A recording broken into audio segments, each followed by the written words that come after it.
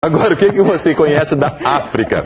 A riqueza da cultura do continente não corresponde ao conhecimento que se tem dela ao redor do mundo. Uma dupla de brasileiros passou 7 meses por lá e as descobertas foram parar num site e numa exposição Beth. Moda, poesia, arte gráfica. Não faltou material, então.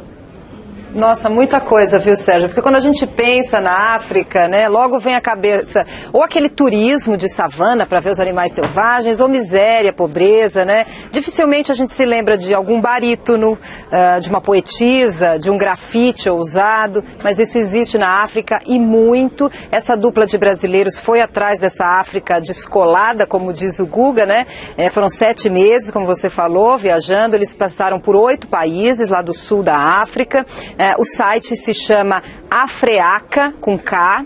A jornalista é a Flora Pereira e o designer é o Natan Aquino. Eles conseguiram realizar esse projeto a partir do financiamento coletivo que eles arrecadaram na própria internet, né? A gente já está vendo aí alguns dos posts do site. E eles mantêm esse site, tem mais de 90 reportagens, tem centenas de ilustrações, downloads, mapas, muitos vídeos, né, guias, muitas dicas preciosas do que, por exemplo, há de mais alternativo pelos países onde eles passaram, né? Por exemplo, eles começaram pela África do Sul, aí de lá eles partiram para Namíbia, Botsuana, visitaram Zimbábue, Zâmbia, Quênia, Tanzânia, Moçambique, que foi o ponto final da viagem. E para cada país eles produziram diversos posts como esse, dentro dos posts o lado mais cool ali do continente. Eles estiveram, por exemplo, em saraus de poesia, participaram de grafites na cidade, conheceram o barítono, que é um dos mais famosos da África, que foi mais famoso ainda depois da Copa do Mundo. A África, pode-se dizer que está cada vez mais mainstream, né? É cada vez mais popular artisticamente. Ela exporta muita cultura na música, na culinária, na moda, nas artes plásticas, e não só a partir das expressões tradicionais, até estereotipadas, né? Em Moçambique, por exemplo, além da arquitetura, que é tombada pela Unesco como patrimônio da humanidade, Moçambique merece ser admirada pela produção de arte visual. Lá tem a escultura de pau preto, tem muita obra de material reciclado. Na literatura, a gente não precisa nem lembrar, né? Tem o Mia Couto.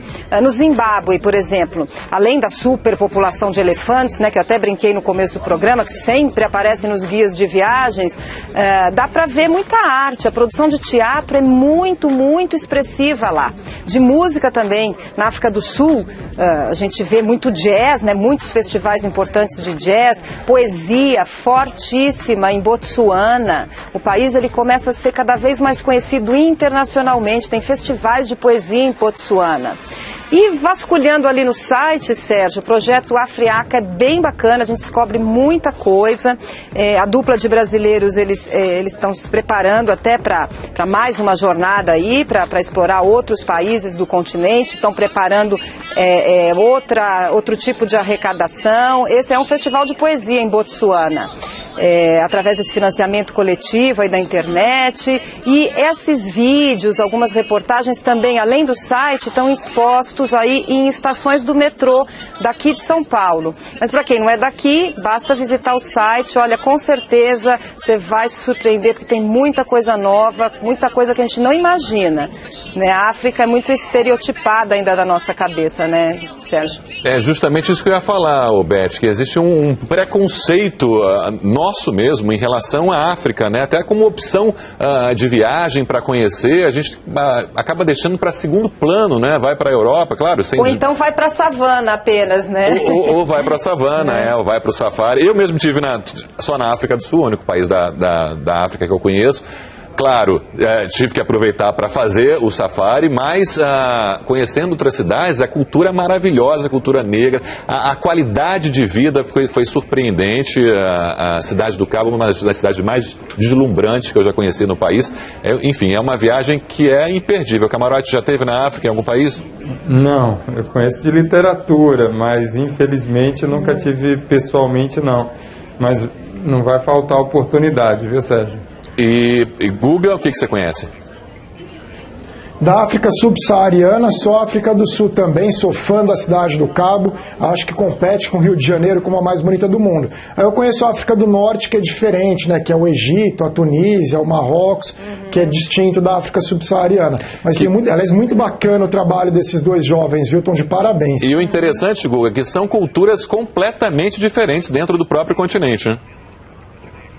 Ah, exato, a gente acha que é tudo a mesma coisa, mas os países, mesmo dentro dos países, a gente lembra da guerra de Ruanda, dos Hutus contra os Tutsis, que eram duas culturas distintas num país relativamente pequeno, e a África toda é assim, tem uma diversidade cultural similar à Europa.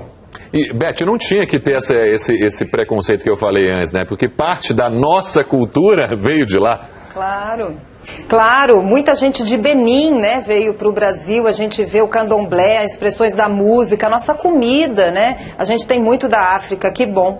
O Guga comparou a Cidade do Cabo com o Rio de Janeiro, eu sou carioca, mas eu digo o seguinte, a Cidade do Cabo é mais bonita do que o Rio de Janeiro, mais bem cuidada também, eu tenho que reconhecer, acho que vale depois conferir para dizer se eu estou certo ou errado.